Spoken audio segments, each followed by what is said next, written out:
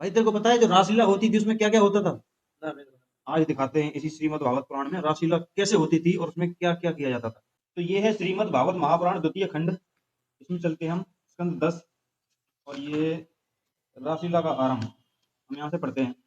अपनी बांसुरी पर ब्रज सुंदरियों के मन को हरण करने वाले काम्बिक क्लीन की स्पष्ट एवं मधुर तान छेड़ी। भगवान वह बंसी वादन भगवान के प्रेम को उनके मिलन की लालसा को अत्यंत उकसाने वाला बढ़ाने वाला था। यूं तो श्याम सुंदर ने पहले से ही गोपियों का मन अपने वश में कर रखा था। अब तो उनके मन की सारी वस्तु में भय संकोच धैर्य मर्यादा आदि की प्रवृत्तियां भी छीन ली।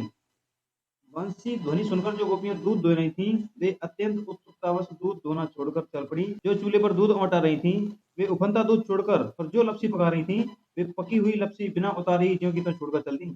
जो भोजन परस रही थीं, वे परसना छोड़कर छोटे छोटे बच्चों को दूध पिला रही थीं।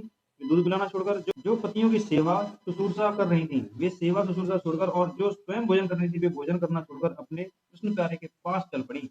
और देखिए आगे क्या लिखा है। पिता और पतियों ने, भाई और जाति बंधुओं ने उन्हें रोका, उनकी मंगलमयी प्रेम यात्रा में विघ्न डाला, परंतु वे इतनी मोहित हो गई थीं कि रोकने पर भी न रुकी, न रुक सकी। रुकती कैसे? विश्व मोहन श्री कृष्ण ने उनके प्राण, मन और आत्मा सब कुछ उनका अपहरण जो कर लिया था। अब देखिए, अब दिखाते हैं वहाँ क्या होता था। अब यहाँ से पढ़ो। भगवान ने गोपियों के साथ क्रीड़ा की, हाथ फैलाना, आलिंगन करना, गोपियों के हाथ दबाना, उनकी चोटी, जांग, नीवी और स्तन आदि का स्पर्श करना, विनोद करना, नक्षत्र करना, विनोदपूर्ण चितवन से देखना और मुस्काना। इन क्रियाओं के द्वारा गोपियों के दिव्य काम रस को, कर्मोज्वल प्रेम भाव को उत्तेजित करते हुए भगवान श्री कृष्ण उन्हें क्रीड़ा द्वारा आनंदित करने लगे।